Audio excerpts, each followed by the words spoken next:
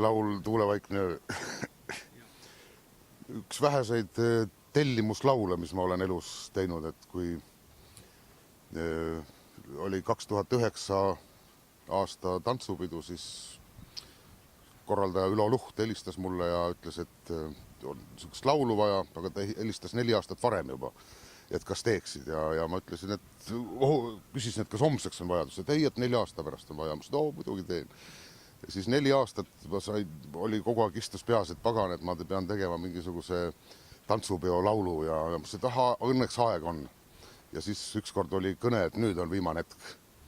Ja siis viis oli ammu, viisis sai nagu tehtud. See on minu puhul väga haruldane, et ma teen ennem meloodia ja siis sõnad ja ei tulnud neid sõnu ja ei tulnud ja siis võtsin, et nüüd sõidan kodust ära Vilsandil ühe väikese laiu peale, Salava nimeline laid ja nii kui ma sinna kiviklibule maha istusin ja siis oli täpselt selline õhtu ja tuli pähe see Tuulevaikne öö ja siis oli korraga nagu vahel head asjadega on, et ei pea palju pingutama, vaid ta on sul kuskilt antakse, kingitakse. Endal on loomulikult seda fenomeni raske öelda, aga selles laulus ongi midagi, nagu ma ütlesin, et sellist kingituse laadset, et kui ma praegu kuulan teda siin 10 aastat hiljem, ega see on nii hea laul, et mulle tundub, et see ei olegi minu laul, et mina ei oska nii häid laule teha. Lihtne, niisugune kergesti meelde jääv, see sõna maagia juba, see Tuulevaikne öö ise ja seal on palju häid asju koos.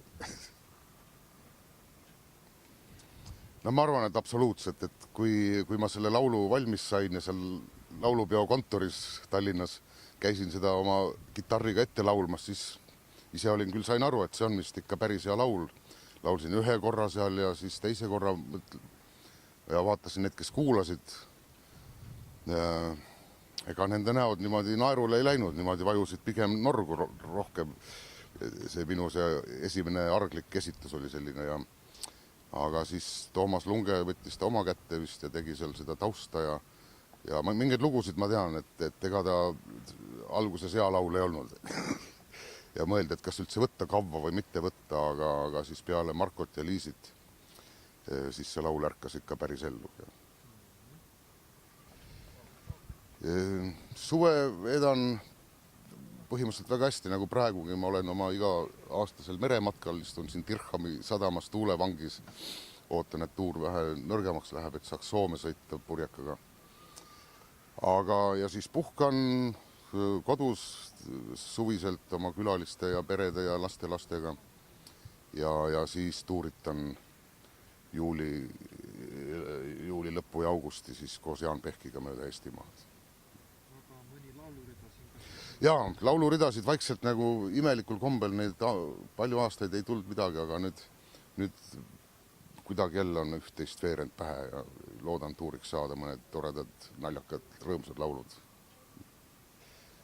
Kutse tuli, sest seal on üks minu see Oja laulu järel vist tantsivad noored ja väga raske südamega ma pidin vastama, et ma ei saa tulla, kuna ma olen merel. Raske südamega pean ütlema, et kutsuti ja kuna seal lauldakse või tantsitakse minu Oja laulu järel ilusat tantsu ja ma ei saa seda vaatama tulla, sest see on täpselt minu meresõidu keskel aga soovin kõigile noortele laulge, tantsige rõõmsalt, mina vaatan hiljem seda televiisorist ja ma ei saagi seal tantsupidudel käia, ma alati nutan lörinal, kui vaatan neid lapsi seal. Ja see on suur emotsioon, kahju, et see aasta jääb vahele.